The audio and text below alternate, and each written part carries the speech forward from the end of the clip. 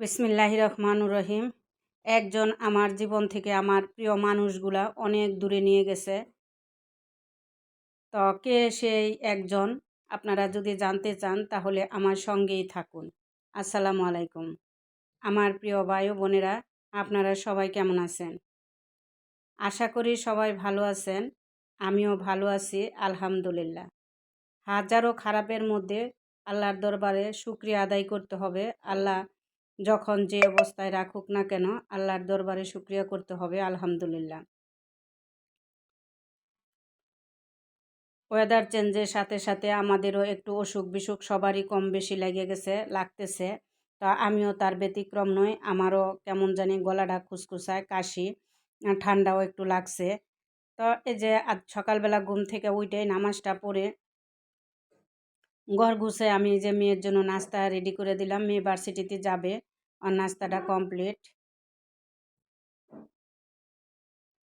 তো নাস্তা খাওয়ার পরে এখন আমি এই যে দুপুরের জন্য রান্নার প্রস্তুতি নিতেছি। তো ওই পাশের চুলায় আমি ডাউল বসাই দিয়া এই পাশের চুলায় ডিম সিদ্ধ করে দিছি। আজকে তেমন কিছুই রান্না করব না, কারণ আমার আগের কিছু রান্না করা তরকারি আছে। তো আমি আগে প্রেশার কুকারে ডাউলটা দিয়া প্রেশার দিয়া পরে এই যে এইভাবে পানি দিয়া পরে আমি ডাউলটা রান্না করি। তো এখন আমি এই যে জলপাই দিয়ে দিব আর পরিমাণ মতো পানি দিয়ে দিব। তো এই যে দেখেন, আপনাদের সাথে বয়স দিতে দিতে মানে আমার গলাটা বইসা আসছে। আমি কয়েকবার কাইটা কাইটা এই বয়সটা দিছি। যদি আমার কথাগুলা শুনতে আপনাদের কষ্ট হয়ে যায় বা কোনো খারাপ লাগে তাহলে সবাই ক্ষমার দৃষ্টিতে দেখবেন। আমি কয়েকবার কাইটা কাইটা বয়সগুলা দিছি। তাই এইখানে এই যে বাইলা মাছ, সেই বাইলা মাছ আমি পেঁয়াজ দিয়া চচ্চড়ি করে নিব। সেদিন আমি ভাবছিলাম বাইলা মাছটা ভাজার পর আর রান্না করি নাই। তো আমার কাছে মনে হলো যেন কাঁচা রান্না করলেই ভালো হবে। সেই জন্য আমি এই যে কাঁচাই রান্না করতেছি আজকে, পেঁয়াজ দিয়ে জলপাই দিয়ে রান্না করব। তো এখানে আমি হলুদ, মরিচ, আদা রসুন সব কিছু দিয়া অল্প একটু আদা রসুন দিছি। মাছে আদা রসুন দিতে হয় না, আমি দেই না, তারপরও আজকে দিয়ে দিলাম। আমার কাছে মনে হচ্ছে বাইলা মাছটা এত বেশি একটা ভালো লাগে না, ছোট বাইলার গুঁড়াটা আর বড়টা ভালো লাগে আমার কাছে। তারপরও আনছে, এখন রান্না করতেই হবে। তো এই যে জলপাই দিয়ে টক রান্না করছি। তো রান্না করার পরে আমি খাইলাম। খাওয়ার পরে কিন্তু আমি ভয়েস দিতেছি, আমার কাছে ভালোই লাগছে। মনে মনে ভাবছিলাম যে হয়তো ভালো লাগবে না, কেমন জানি একটু মানে অনীহা ভাব আসছিল। এ কিন্তু ভাজলে ভালো লাগে, শুধু ভাজা মাছটা খাইলে ভালো লাগে।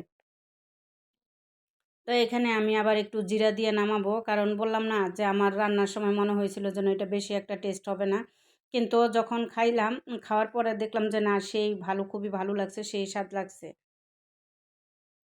তো আমার প্রিয় ভাই ও বোনেরা, আপনারা যে যেখান থেকে আমার ভিডিওটা দেখতেছেন, কাছে এবং দূরে, দেশ এবং দেশের বাহিরে, সবাইকে জানাই অন্তরের অন্তঃস্থল থেকে অফুরন্ত ভালোবাসা। তো আমার ভাই ও বোনেরা, আপনাদের কাছে প্রতিদিনের মতো আজও একটা ছোট্ট রিকোয়েস্ট করতেছি।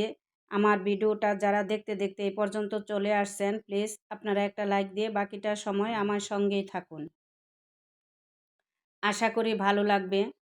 দেখতে দেখতে ভালো লাগা হয়ে যাবে। আজ হয়তো ভালো লাগে না, কাল হয়তো ভালো লাগতেও পারে। কখন কার কোন কাজ দেখে ভালো লাগে কেউ বলতে পারে না।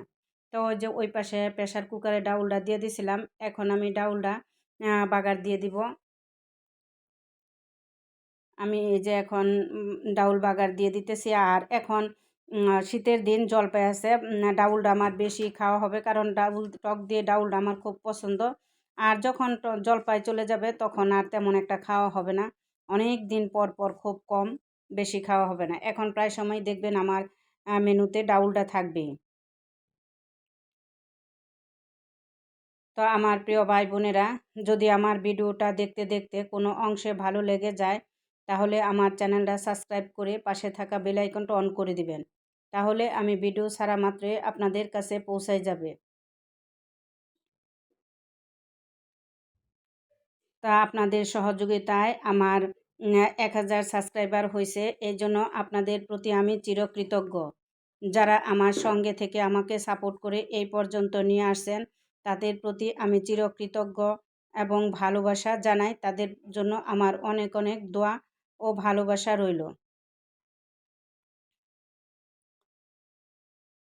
এভাবেই সবাই আমার সঙ্গে থাকবেন, আমাকে সাহায্য করবেন। আপনাদের সহযোগিতা ছাড়া আমার এত দূর আসা কোনো প্রকারে সম্ভব ছিল না, আর সামনেও আমি আগাতে পারবো না। আমরা আসুন একে অপরের পাশে দাঁড়াই, হাতে হাত রেখে কাঁধে কাঁধ মিলিয়ে পথ চলি, তাহলে আমাদের পথটা অনেক সহজ হবে। প্লিজ আপুরা, ভাইয়ারা, আমার ভিডিওটা টাইনা দেখবেন না, আমার ওয়াচ টাইম একেবারেই কম। তা আপনারা আমার ভিডিওটা ফুল ওয়াচ করে দিবেন।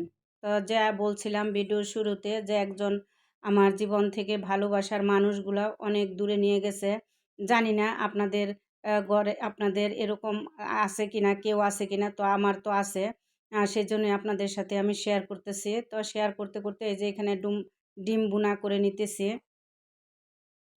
দেখেন এমন একজন আছে যে আমার একদম কাছের মানুষগুলারে দূরে নিয়ে যাইতেছে। সে মানুষ, সে কে জানেন? এই যে এই মোবাইল নামের যন্ত্রটা, সে আমার কাছ থেকে আমার প্রিয় প্রিয় মানুষগুলাকে অনেক দূরে নিয়ে গেছে। কারণ সবাই এই মোবাইল নিয়েই ব্যস্ত থাকে। আমাকে কেউ সময় দেয় না। কি করব? দেখা যায় সবাই, কেউ আমাকে পাত্তা দেয় না। এই জন্য আমিও এখন ব্যস্ত হয়ে গেলাম। বন্ধুরা বলেন তো কেমন হয়েছে আমার আইডিয়াটা? আমি আমি যখন ফ্রি ছিলাম তখন সবাইরে ফোন দিতাম, সবার সাথে কথা বলতাম। এটাই ছিল আমার মেন কাজ। আর এখন আমি ব্যস্ত হয়ে গেছি। এখন আমাকে সবাই ফোন দেয়। আমি কারো ফোন ধরার মতো সময় পাই না। কেমন হইল বলেন তো আমার আপুরা, ভাইয়ারা?